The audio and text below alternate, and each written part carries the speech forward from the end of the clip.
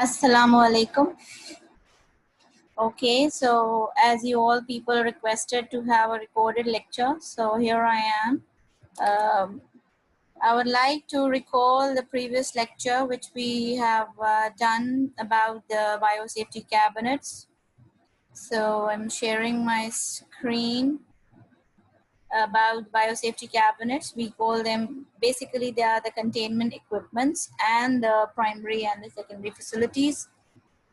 So why I'm repeating a few things because some of the students were not able to join on that day since it was the first class, and secondly, just in continuation, we've done till the cabinet 1 and class 2 cabinet, and we were about to start the cabinet type 3.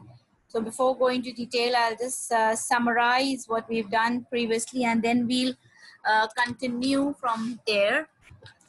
So we all know what is bio-containment. Okay, so bio is life and containment means we are limiting some thing in a fixed area. So here, since whenever we are working in a lab handling biohazardous material or pathogenic organism, we need to limit them to a certain area so that they are not released into the environment. They are not causing any harm to the person who is working with that agent. And thirdly, that product on which we are working is not itself getting contaminated. So we talk about the, I'll come over here. So we basically in biocontainment, we talk about the personal protection, the product protection, and the environmental protection. So we know that the person who is working within the cabinet should be kept protected from the any aerosol which is being generated in the cabinet, and if that agent on which it is working is highly pathogenic, then the person should be protected by using the personal protection equipments, the PPEs, which we have already done in the biosafety when we were discussing the biosafety levels. Then we need to protect the product itself, because we do not want the product to get cross-contaminated or with from the outside contaminants in the lab, or from the outside even by our handling. Then we need to protect the environment. That is, all the aerosol that is generated within the lab should not be discharged or disseminated or released into the outside environment, so that it may not cause any hazard outside. Okay. So the primary barriers, we all know they include the equipments include the cabinets, the biosafety cabinets, that is what we are discussing, the fume hoods, the glove boxes, the animal housing, centrifuges, and the fermenters. Whereas the secondary barriers include the facility in which we are working, that is the rooms, the building, the labs, and the containment laboratory and all. Right, so we'll move forward to the classification of these biosafety cabinets, along with the other ventilation equipments, which include the chemical fume hoods.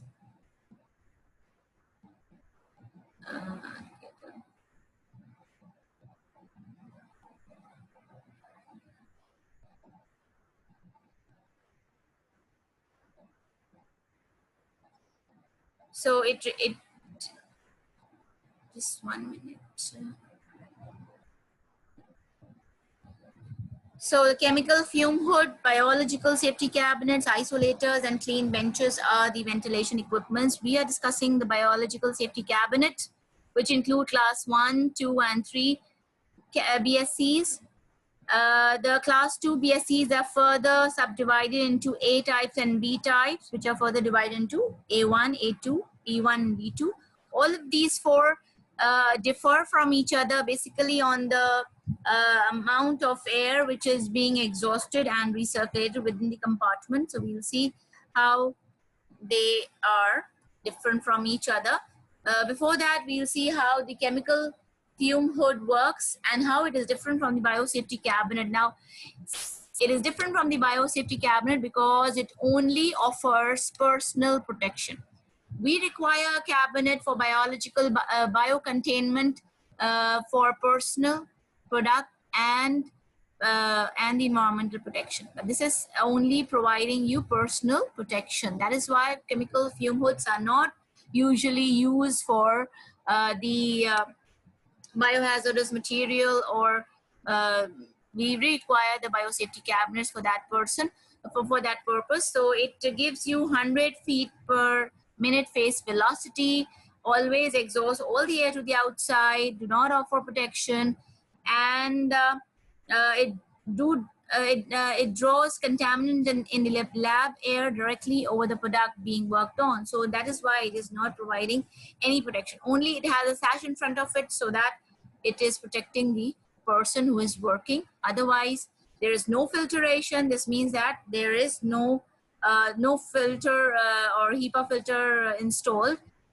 so that the contaminants would be released into the outside, contaminating the air, which is not good for the environment. Here you can see a fume hood which is loaded with a number of chemicals and equipments. You can see here, which is not a good practice because it could it could lead to accident. You can see a number of chemicals down in the at the bottom of this cabinet fume hood and inside of it also. And again, some equipments are blocking the sash area so that it will not be able to close properly. So we have to keep the cabinets, whether it's a BSC or it's a fume hood, it should be kept clean and it should be kept clear and very well organized. It should not be kept to store chemicals or a number of goods. Okay, and then coming to the laminar flow hoods, how they're different from the BSCs. They provide product protection only. So they are not protecting the person, neither they are protecting the environment, only they are protecting the product. So usually they are used for the preparation of sterile equipments or media, in which we want the product to be protected rather than the person or the outside environment. So we usually use the laminar flow hoods. The preparation of non-hazardous intravenous mixtures, particulate-free assembly of sterile equipments. That is the use of the laminar flow hoods. Okay. So now we come to the biosafety cabinets, which we want to discuss mainly. The class 1, class 2 cabinets. So we'll take class 1 cabinet first. It offers you 75 feet per minute face velocity, and it provides you 2 protections to the person as well as to the environment, but there is no guarantee for the protection of the product. It requires an exhaust blower to pull the air through and to the outside, and it is applied usually in housing centrifuges or fermenters, cage dumping in lab, and aerating cultures. So this is one of the cabinet which is shown over here. You can see a simplified or diagrammatic presentation of this cabinet. This is the sash. The B is the sash. Here you have this is the front opening where the person is working and keeps his hand inside. Then you have the exhaust HEPA filter, which is installed right below the exhaust so that the contaminated air which is being propelled into the spellinum, and it's going through the HEPA filter and then it's exhaust outside. So the color-wise arrows which you see over here, the blue arrow, which is the lab air which is coming inside the cabinet, is obviously it could be the bringing in contaminants and it's coming inside. Then you have the pink colored arrows, which is the air or aerosol which is being generated in the work area inside the cabinet. And this is the contaminated air since you're working inside. And when this air is going outside through this exhaust, before this exhaust, you have a HEPA filter, high efficiency particulate air filter. So that is filtering the contaminants, and the green color is representing the pure or the clean air which is going outside. In this way, you can protect the environment when the clean air is being exhausted. Further on, class 2 cabinets provide all three protections. So these are the ones which are usually used in routine labs, in research labs, in diagnostic labs. So class 2 cabinets are very, very commonly used, and they provide all these three protections: open front with inward airflow for personal protection, downward HEPA filter, laminar flow for product protection, and another HEPA filter. So there are two HEPA filters present in the cabinet 2. So we'll see a figure of the cabinet 2 as well. This is a BSc, is just showing you how haphazard things are placed, and you can see here there is some perforation in the where the sash will be closed, and where you have to work. And this is the place where the lab air is propelled inside so that it gets filtered. But a number of micropipettes are kept to block the passage of the air, and all these things placed inside are also disturbing the work area. We should keep in mind that while working in a biosafety cabinet, we have to work in a very organized way. We work very slowly so that the air is not disturbed. You can see here, I showed you a figure where the flow of air is being shown, right? Now, if you work very fast, this flow will be disturbed. So we do not want to disturb this air. If it is disturbed, naturally the air will not be propelled into the HEPA filter and will not be clean and exhausted outside. So we will work slowly in a very organized way. Whenever we work in a biosafety cabinet, we work from clean to dirty area. We do not keep so many equipments inside. Whatever things are kept inside should be disinfected before working. And whenever we start a BSc cabinet, we start about 3 to 5 minutes before working. So before start working, we start the cabinet and then we start working in it. So this is how we need to work in a biosafety cabinet. Even after working, we have to clean all the things which are inside, disinfect them rather twice. And at the end of this, I'll even show you a video which will be showing you how to work in a biosafety cabinet. That will be very, very helpful. Now here is just this is the table which is comparing you the personal, product, and environment, how they are, how the chemical fume hood is different from the biosafety cabinet, and which one is providing all three protection. You can see biosafety cabinet 2, 3, and isolators are providing all three protections, which is good. Whereas in you see differences in chemical and laminar fume hood. So it all depends upon what work we are doing in these cabinets. Now, all these cabinets should be certified at the time of when they are installed. Then they should be annually certified. Then they, whenever we move these cabinets in the lab from one place to another, again they require certification, because this movement also disturbs their working. And whenever any filter is changed, whenever HEPA filter is changed, then also it requires certification. Or whenever it goes for any repair or modification, it requires certification. So all these things are very, very essential. So we should certify the cabinet whenever it's moved, whenever it's repaired, whenever it's installed first. So that is a basic requirement of the biosafety cabinet. When we were doing the levels, we studied that we have to keep the biosafety cabinet far away from the entrance and the exit doors. Why? Because again, it disturbs the airflow. So that is why we need to keep the cabinets away from the door or the passage where the people are coming in and out of the lab. Okay, so what are the other primary barriers which include the gasketed blenders, homogenizers, cotton plugs, filters, flasks. All of these things you are already familiar with.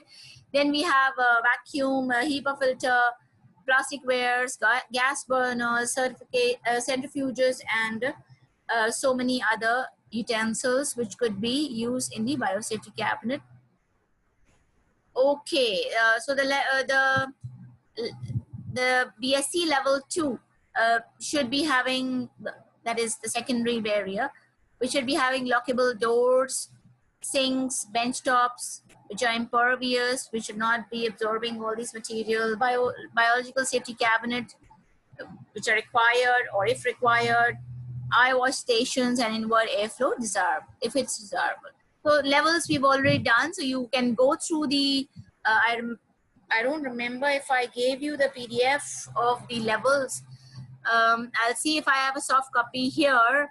Otherwise, I have it in my office. I always give a hard copy of these biosafety levels. So we'll see that I can get those and give it to you. Otherwise, you've discussed enough all these 4 levels. Okay, so this is what we already know. I've come to, yes. So we'll come to the class 2 type A2 cabinet. Now here, the basic difference between A1 and A2 is that it recirculates 70% of the air through a supply filter. Now in this cabinet, the arrows are showing you the supply of the air. The colors are depicting the type of air, contaminated, clean, or whatever.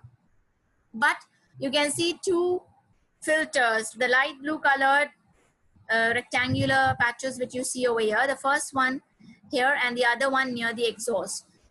Why exhaust? Because here you can see the air is going outside.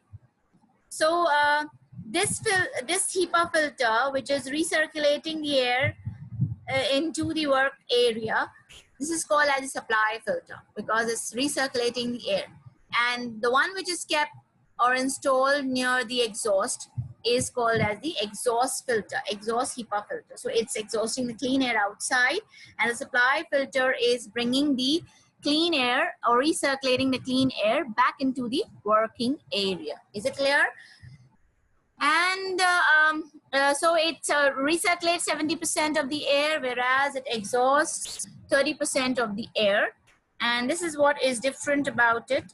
Then now this is the working area, and up on the upside, on the upper side, you can see above the supply filter, you have a blower. This is blowing, or it's propelling the air to the exhaust, and it's propelling the air back in over here. So this is basically a blower which is present at the top in class 2A2 type. Okay. This is the same figure, so I'll skip that. Okay, coming to the other type, A1 type. Wait. Okay, sorry, B1 type. We'll compare the A1 and A2 in another figure. I'll come to the B1 type. Now in this B1 type, what you see is there's a HEPA filter, a supply filter on the top, and then again there's a exhaust filter. But the blower is downwards. See, whatever air is coming from this perforation present at the opening is propelled downwards. And again, there is a filter present, which is propelling the air downwards. It gets clean, and then the blower brings it up. From here is again supplied into the work area. So this is the B1 type.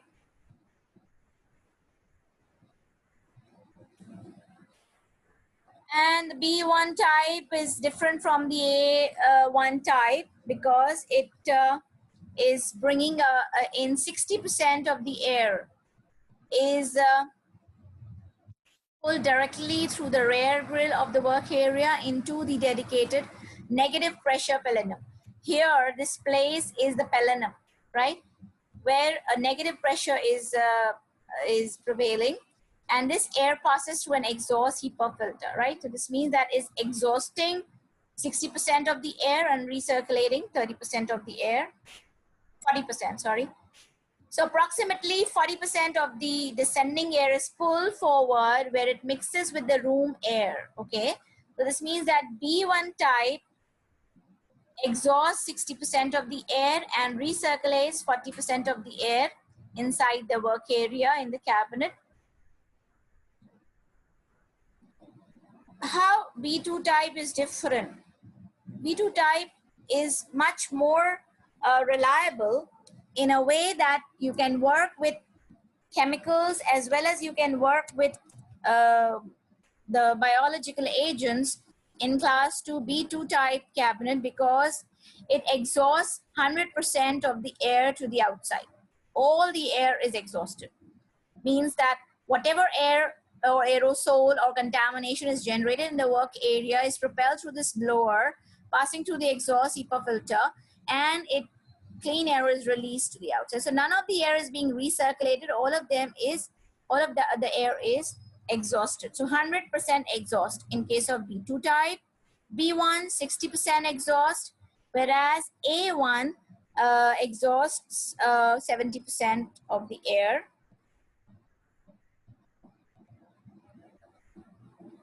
So this is what I've already told you. This is another view of a class 2 cabinet installed in a lab. This is showing you the difference between the fume hood and the biosafety cabinet, which we can discuss later on.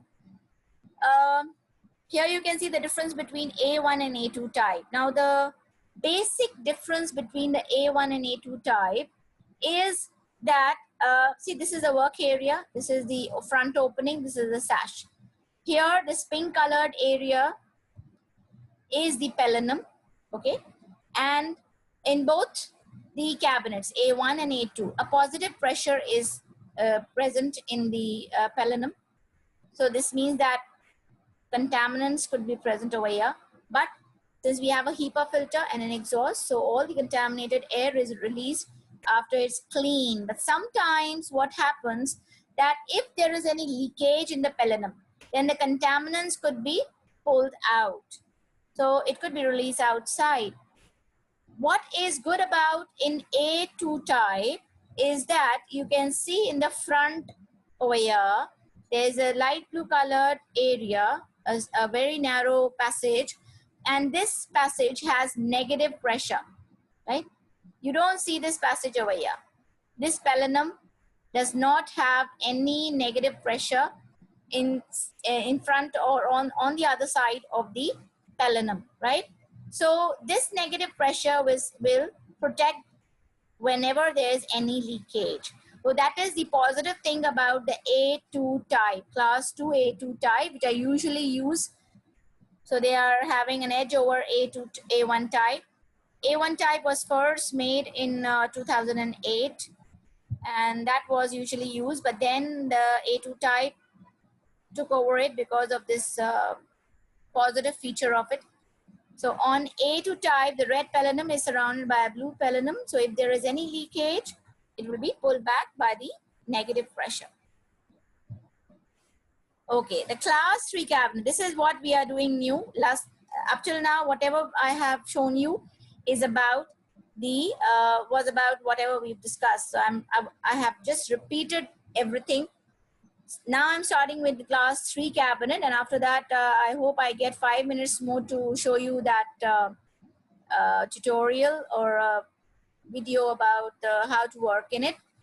Since even this syllabus is not, I mean, it's only theory, no labs, so we can make much of it if we see or follow a video.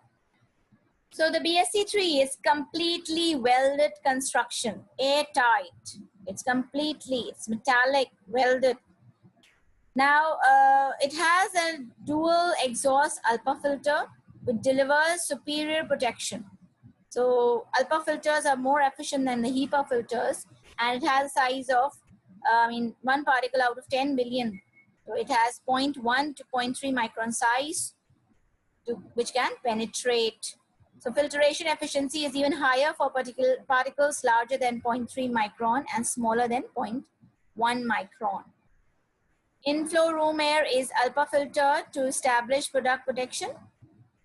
And the integrated pass-through with interlocking doors allows material and equipments to be easily passed into the main chamber. So there is everything should be inside the cabinet. Nothing should be outside. So there is a box attached to it where you can take, usually we call it a pass box or pass chamber. We can easily pass these equipments from there, or the contaminated material should be remove from the cabinet from that side. I'll show you a figure. Okay. We'll do the detail of the ALPA and the HEPA filter afterwards. Okay. You can see I showed you when we were doing the biosafety level 4, but you use cabinet 3. I showed you a figure of cabinet 3. Here again, you can see glove ports, front view of the cabinet class 3 cabinet, biosafety cabinet. Here you can see the side view, okay, and you can see a front view of it. There are 4 glove ports in order so that the person can work easily. And this one at the side of it, just wait, I'm sorry.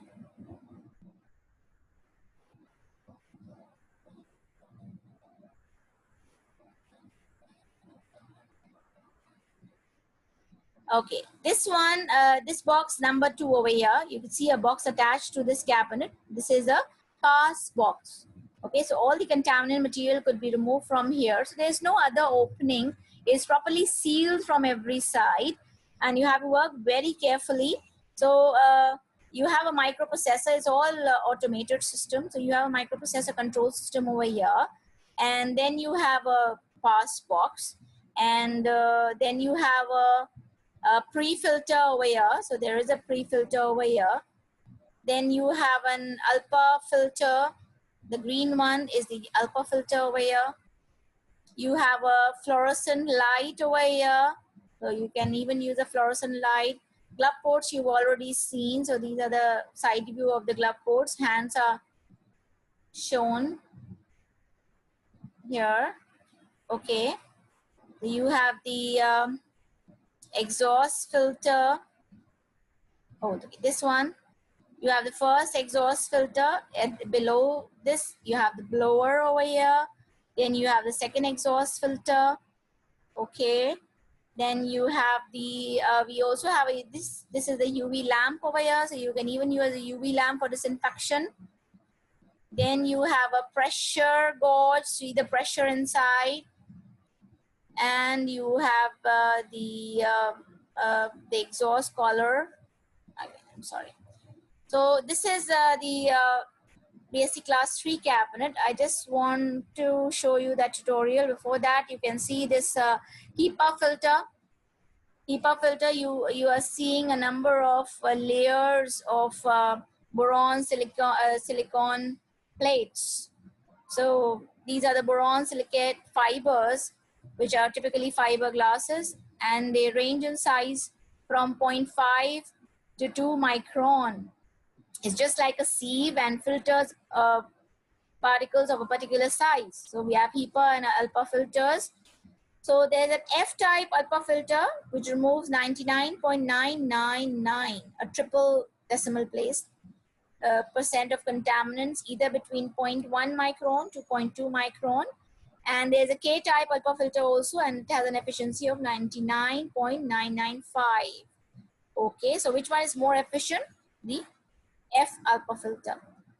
So this is how it's from the inside. You see a very simplified figure. When we saw the cabinet, was just a rectangular plate shown over there, but from inside you can see various sheets of boron silicate fibers, right?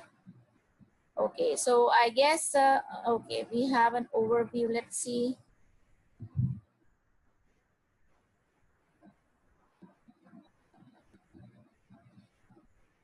Okay, I'm still not getting any.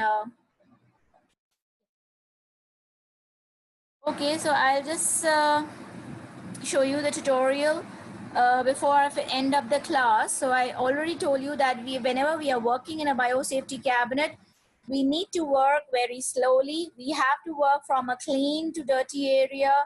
We do not have to gather or store a number of items inside it.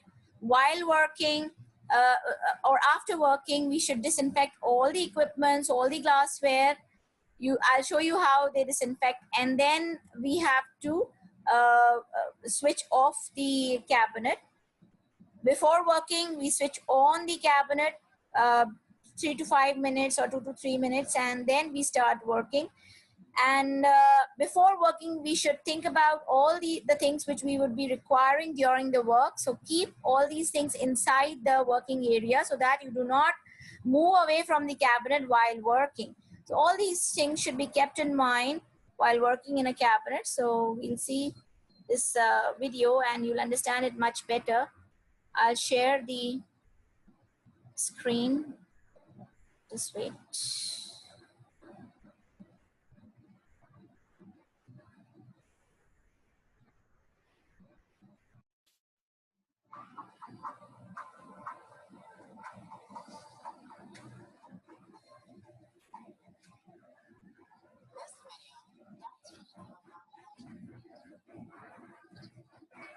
Providing protection to laboratory workers, product, and the environment while reducing the risk of exposure. Thoroughly understanding how a biological safety cabinet works while following established safety protocols will help prevent contamination and protect the safety.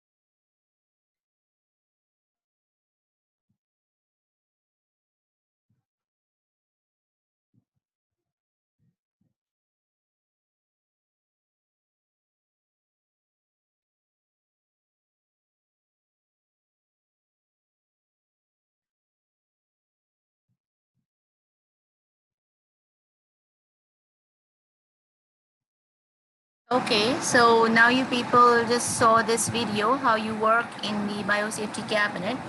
Um, you need to work well inside the cabinet.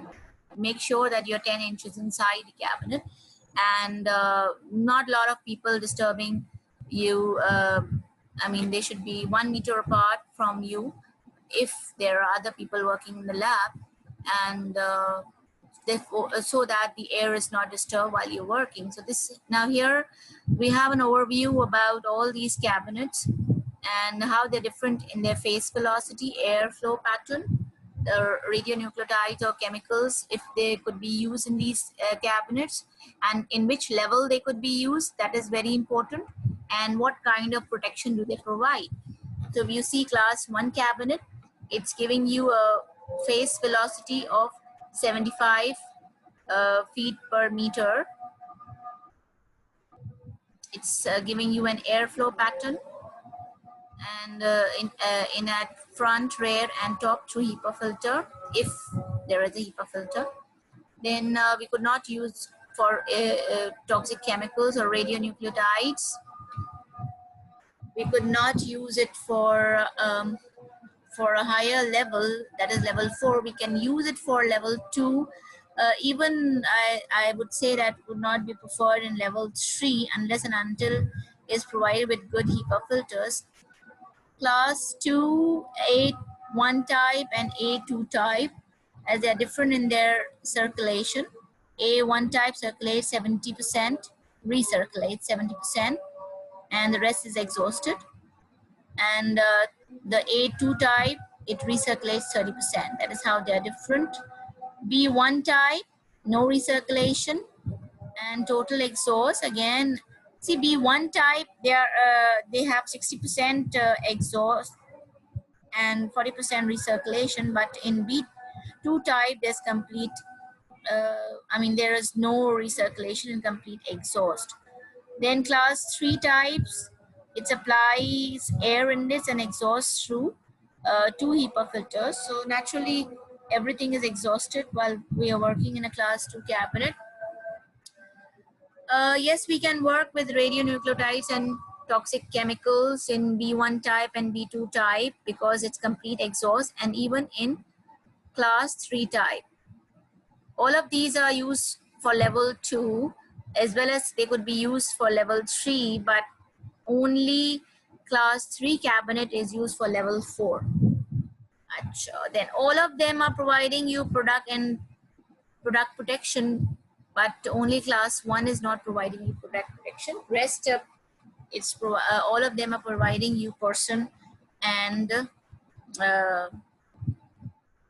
environmental protection. So hopefully today I've just summarized the 3 class of cabinets. I've shown you the figures.